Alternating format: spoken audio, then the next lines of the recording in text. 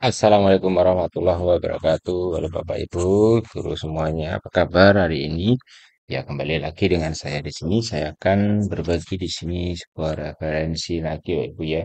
Jadi untuk Bapak Ibu semuanya yang sekarang ini sedang dalam kegiatan atau pendidikan di PPG, ya sertifikasi pendidik ini ya. Di sini pastinya harus mengerjakan 3 modul ya. Nah, ada 3 modul. Yang pertama sudah saya berikan referensi video sebelumnya, yang kedua sudah, dan sekarang yang ketiga yaitu tentang pengantar pendidikan anak berkebutuhan khusus. Nah, di sini ada 2 unit. 2 unit. Nah, di sini saya akan berbagi sedikit referensi yaitu tentang unit yang pendidikan kebutuhan khusus yaitu di bidang inklusif. Ya, langsung saja ke contoh aksi nyatanya ya seperti ini. Saya misalkan dulu ya Bapak Ibu ya.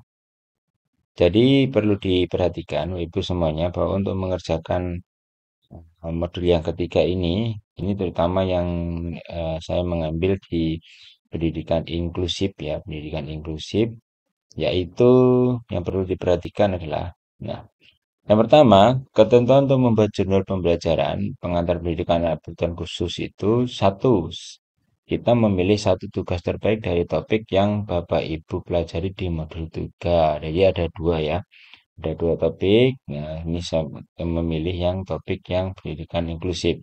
Di dalam dokumen itu wajib menyertakan umpan balik rekan guru atau siswa dan lainnya. Jadi harus ada. Kemudian nomor 3, dokumen yang diunggah di LMS itu harus berbentuk PDF. Pembuatannya harus menggunakan Word atau Google Doc. Ya, tidak diperkenankan memakai aplikasi Canva, PowerPoint, dan lain-lain. Ini karena aplikasi PowerPoint itu kan banyak sekali apa itu ornamen-ornamennya ya. Di situ nanti tidak terbaca oleh sistem yang memvalidasi itu maksudnya ya. Kemudian ukuran file tidak boleh melebihi dari 10 MB, harus di bawahnya 10 MB. Nah, ini yang penting Bu ya, nah, 5. Dalam dokumen pengantar pendidikan anak berkebutuhan khusus ini harus menyertakan satu, nanti kita tuliskan ringkasan materi yang telah dipelajari.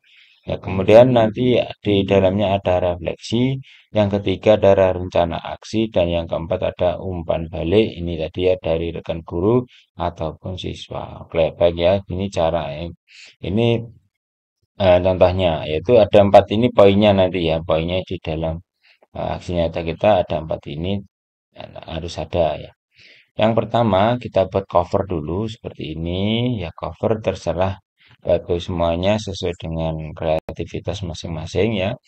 Nah setelah cover diberi di sini disusun oleh nomor UKG instansi LPTK-nya diisi semuanya. Nah, yang pertama tadi adalah poin pertama ringkasan materi. Nah, ringkasan materi dari pendidikan inklusif itu silakan Bapak Ibu bisa tuliskan sesuai yang telah dipelajari ya, atau mungkin cari referensi yang lain yang relevan ya. Bisa dimasukkan di sini. Contohnya adalah yang saya tunjukkan ini ya, Ibu ya. Kemudian di sini ada pengertian pendidikan inklusif, kemudian ada tujuan pendidikan inklusif. Nah, selanjutnya ada manfaat pendidikan inklusif juga saya masukkan. Kemudian prinsip pendidikan inklusif itu kan sudah ada ya eh, di materinya seperti ini. Tidak usah ditulis semuanya, Ibu ya. Jadi cukup yang menurut kita penting-penting saja. Kemudian kita bisa tambahkan di sini adalah baganya untuk memperkuat ini tadi ya, ini apa keterangan ini prinsipnya kita bisa tambahi seperti ini juga tidak apa-apa ya. Nah, kemudian setelah prinsip, kemudian manajemen pembelajaran inklusif. Itu eh, ini contohnya seperti ini. Bapak Ibu bisa jeda dulu video ini ya, mungkin mau diperhatikan, bisa dijeda dulu. Kemudian setelah itu kita lanjutkan. Nah, ini di sini sudah ada ya faktor mobilitasnya, yaitu berkaitan dengan kelas yang aman. Kemudian di sini ada bersaji dengan kebutuhan penglihatan duduk tempatnya dan lain-lain. Di sini juga kita bisa berikan gambarannya seperti ini ya. Jadi kalau dalam pendidikan inklusif di kelas itu kan harus dibeda-bedakan ini ya, yang depan itu yang bagaimana, yang belakang bagaimana itu ya. Ini di sini sudah ada semuanya. Nah, kemudian dilanjut dengan masih ringkasan materi ya. Ada UDL ya, UDL. Di sini juga sudah ada em, penjelasannya sedikit ya, karena di sini adalah ringkasan ya, Ibu ya. Kemudian implementasi pendidikan inklusif itu meliputi apa saja? Nah, di sini ya. Implementasinya meliputi ada perencanaan pembelajaran, ada menggunakan media yang beragam, ada modifikasi proses pembelajaran, dan program pendidikan individual. Nah, kemudian setelah kita menuliskan apa tadi ringkasannya, kira-kira sudah cukup. Kemudian dilanjutkan dengan refleksi. Nah, refleksi ini, Bapak Ibu, ini adalah perasaan kita ketika kita sudah mengimplementasikan dan kita pelajari kemudian sudah mengimplementasikan pendidikan inklusif tersebut ya. Jadi pendidikan inklusif itu sebenarnya itu memang sangat penting, Bu ya. Ini ya jadi refleksinya itu di sini sesuai dengan perasaan kita yang pernah kita alami. Nah, kemudian ada beberapa aspek pendidikan inklusif yang menurut saya sangat sulit. Ini juga bisa kita tuliskan ya.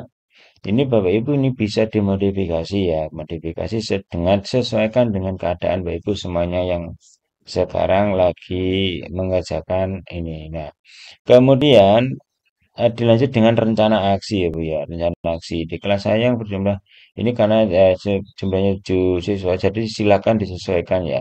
Rencana aksinya seperti ini, ada langkah-langkah yang perlu diterapkan dalam pembelajaran inklusif antara lain. Nah ini, jadi ada langkah-langkahnya kita tuliskan. Yang pertama, mengidentifikasi kebutuhan siswa ya. Kemudian kedua, implementasi Universal Design of Learning atau UDL tadi. Kemudian modifikasi dan adaptasi pembelajaran. Yang keempat, kolaborasi dengan wali murid dan spesialis. Kemudian yang kelima, evaluasi dan refleksi. Nah, dari lima rencana aksi ini kita bisa tuliskan di sini ya. Kemudian yang terakhir itu adalah umpan balik. Umpan balik ini juga harus ada karena ini sangat penting ya. Nah, bagikan penerapan belajar inklusif kepada rekan sejawat. Bisa ditulis hasil umpan baliknya atau ditambah foto hasil umpan balik. Itu juga sangat baik ya. Kemudian ditambah dokumentasi umpan balik itu juga sangat baik. Tapi kalau sudah ditulis itu saya rasa sudah. Tapi kalau ditambah dengan dokumentasi itu lebih baik lagi ya. Kemudian di sini guru ada responden NIP instansi umpan balik. Nah, ini adalah referensi kata-kata untuk umpan balik ya. Ini untuk guru, kemudian ini juga untuk guru. Di sini bisa ditambah foto dan lain-lainnya. Atau nanti fotonya dokumennya di belakang juga nggak apa-apa. Kemudian peserta didik juga dimintai untuk umpan baliknya.